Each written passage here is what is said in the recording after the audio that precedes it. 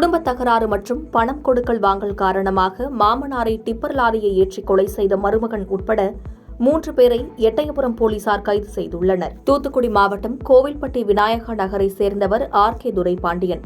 இவர் real estate தொழில் செய்து வருகிறார். இந்நிலையில் இவர் கடந்த 2ஆம் தேதி எட்டயபுரத்திலிருந்து கோவில்பட்டிக்கு இருசக்கர வாகனத்தில் சென்று கொண்டிருந்தார். அப்போது குமாரகிரி அருகே அடையாளம் தெரியாத வாகனம் மோதி தலை நசுங்கி சம்பவ இடத்திலேயே உயிரிழந்தார். இதுகுறித்து எட்டயபுரம் போலீசார் விசாரணை மேற்கொண்டு வந்தனர். இந்நிலையில் விசாரணையில் லாரியின் உரிமையாளர் கயத்தார் அருகே பன்னீர்குளம் கிராமத்தை சேர்ந்த சிவராம் என்பவர் ஓட்டி சென்றது தெரியவந்தது. இதையடுத்து சிவராமை போலீசார் பிடித்து விசாரணை மேற்கொண்டதில் உயிரிழந்த ஆர்.கே. துரையின் சொந்த மருமகன் உதயகுமார் ராஜா என்பவர் போட்டுக் கொடுத்த சதி திட்டப்படி டிப்பர் லாரியை ஏற்றி ஆர்.கே. துரைபாண்டியனை கொலை செய்ததாக ஒப்புக்கொண்டார். இதையடுத்து உதயகுமார் ராஜாவை சுற்றி வளைத்த போலீசார் அவரை கைது செய்து அவரிடம் விசாரணை நடத்தினர். விசாரணையில் குடும்ப தகராறு மற்றும் பணம் கொடுக்கல் வாங்கல் காரணமாக தகராறு ஏற்பட்டு திட்டமிட்டு கொலை செய்ததாக ஒப்புக்கொண்டார். இதையடுத்து விபத்து வழக்கை கொலை வழக்காக மாற்றம் செய்து எட்டயபுரம் காவல் நிலைய போலீசார் 3 பேரை கைது செய்தனர்.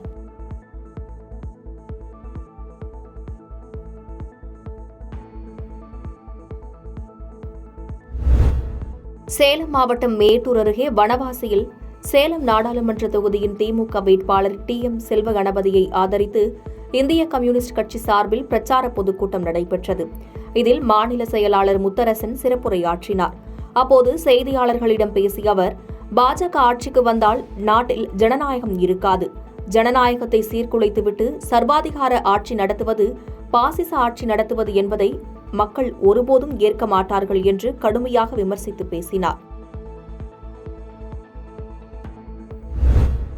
விருதுநகர் நாடாளுமன்ற தொகுதியில் போட்டியிடும் காங்கிரஸ் வேட்பாளர் மாணிக்கம் தாகூருக்கு ஆதரவாக திமுக நிர்வாகிகள் பல்வேறு இடங்களில் வாக்கு சேகரிப்பில் ஈடுபட்டு வருகின்றனர்.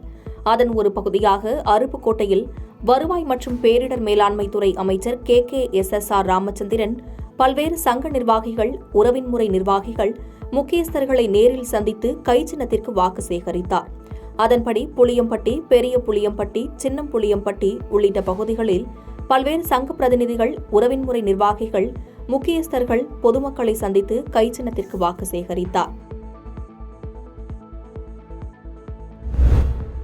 திருப்பூர் மாவட்டம் பல்லடத்தை அடுத்த ஆறுமுத்தாபாளையம் பகுதியில் உள்ள துர்க்கையம்மன் கோவிலினுள் அதிகாலை ஆள் நடமாட்டம் இருந்ததாக கூறப்படுகிறது. இதனையடுத்து அங்கிருந்தவர்கள் கோவிலுக்குள் சென்று பார்த்தபோது அங்கு 2 மர்ம நபர்கள் இரும்பு கம்பியை கொண்டு கோவில் உண்டியலை உடைக்க முயன்று கொண்டிருந்தது தெரியவந்தது.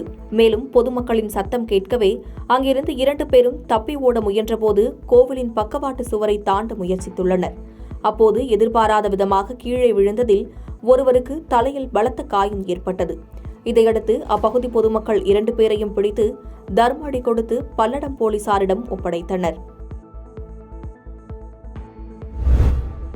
1952 ஆரம்பித்து 2024 வழக்கமான தேர்தல் அல்ல எனவும் 5 ஆண்டுகள் கழித்து மற்றொரு தேர்தல் வருமா என்ற கவலை இருக்கிறது எனவும் முன்னாள் மத்திய அமைச்சர் ப. சிதம்பரம் தெரிவித்துள்ளார். சென்னை திமுக வடகிழக்கு மாவட்டம் சார்பில் திருவள்ளூர் தனி தொகுதி வேட்பாளர் சசிகாந்த் செந்திலை ஆதரித்து செங்குன்றத்தில் பரப்புரை பொதுக்கூட்டம் நடைபெற்றது.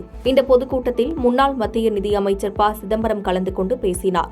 அப்போது பேசிய அவர், மாநில கட்சிகளை ஒழிக்க வேண்டும், காங்கிரஸை ஒழிக்க வேண்டும் என்பது RSS திட்டம் என விமர்சித்து பேசினார். பாதகம் செய்பவரை கண்டால் நாம் பயங்கொள்ளலாகாது பாப்பா, மோதி மிதித்து விடு பாப்பா, அவர் முகத்தில் உமிழ்ந்து விடு பாப்பா.